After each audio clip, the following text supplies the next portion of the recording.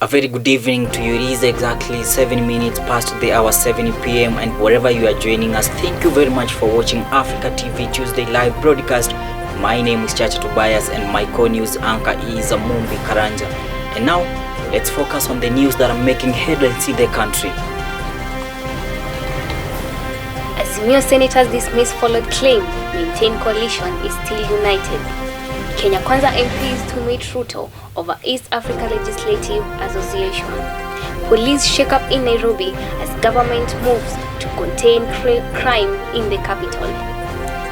New police boss Koome gives criminals 1 month to surrender their guns. The list of crime hotspots in Nairobi is finally out.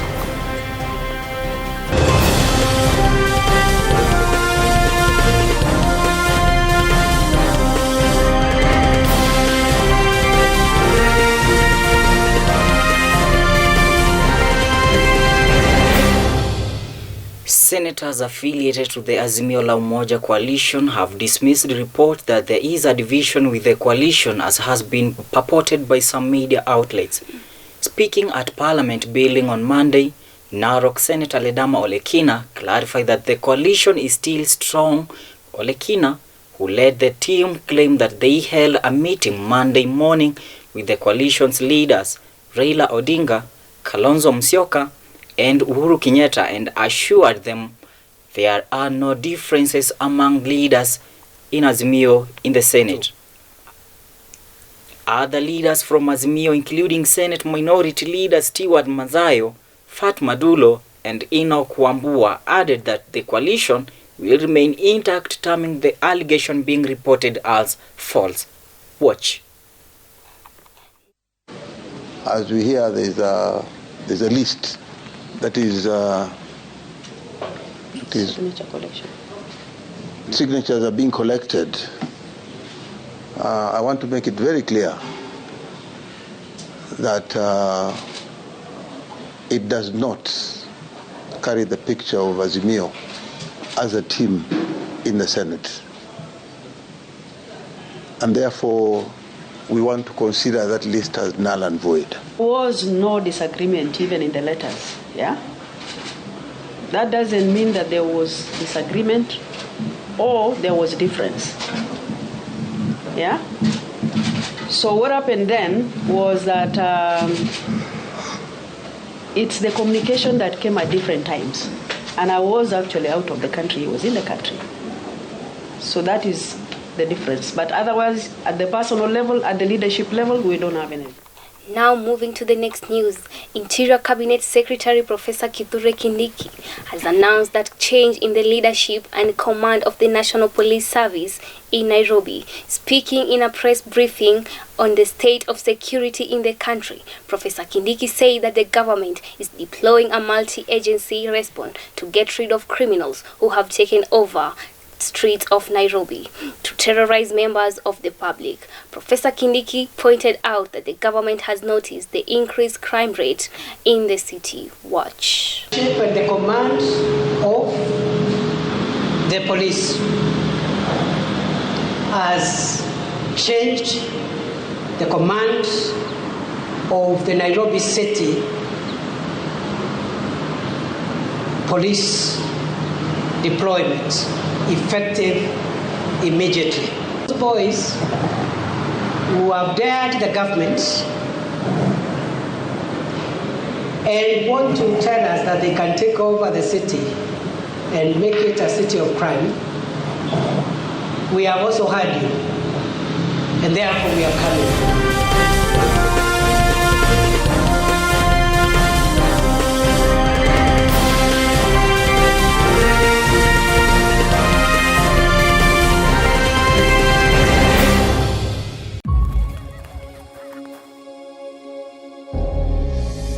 Japo tuna tofauti,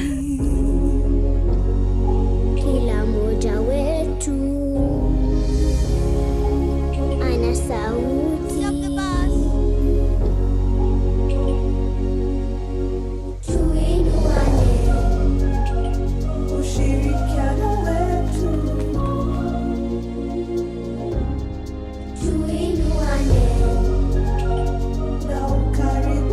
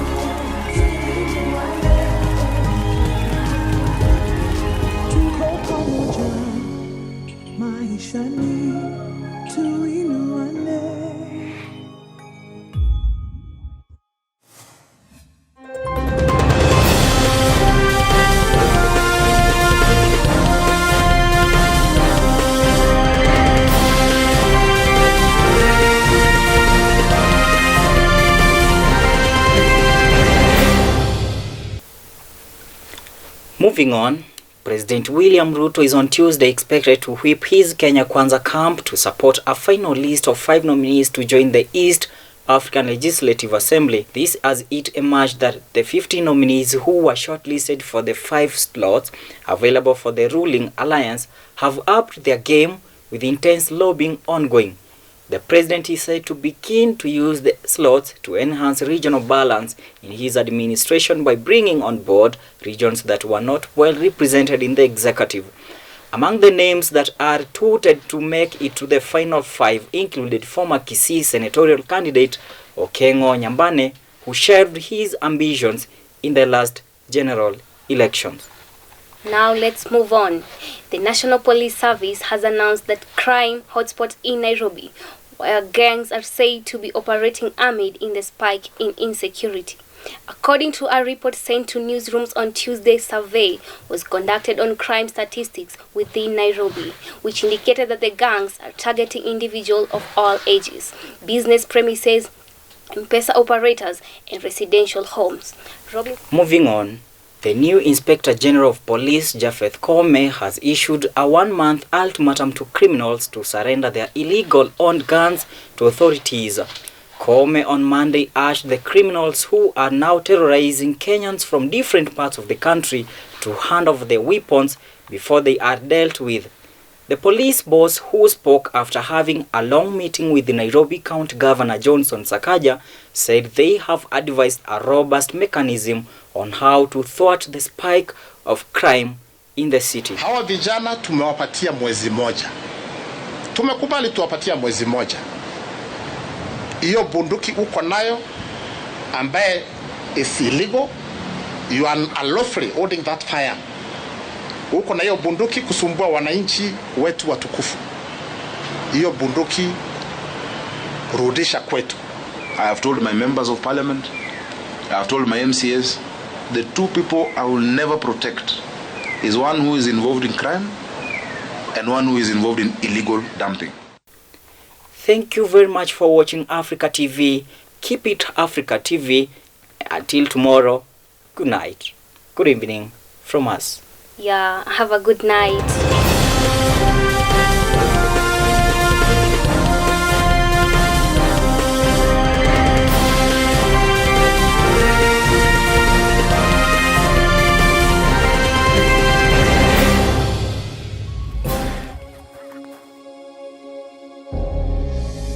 Japo tuna tofauti,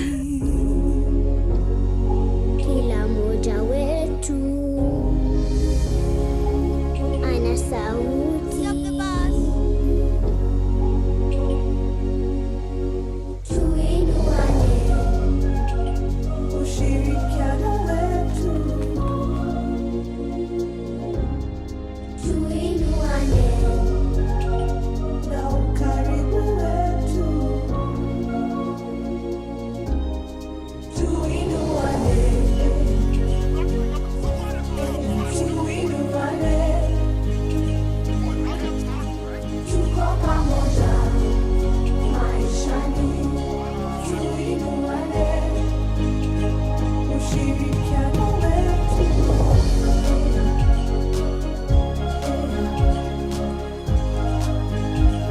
Pamoja tushereke, sote ni washindi. Tuko pamoja maishani. Tuinuane, tuko pamoja maishani. Tuinuane.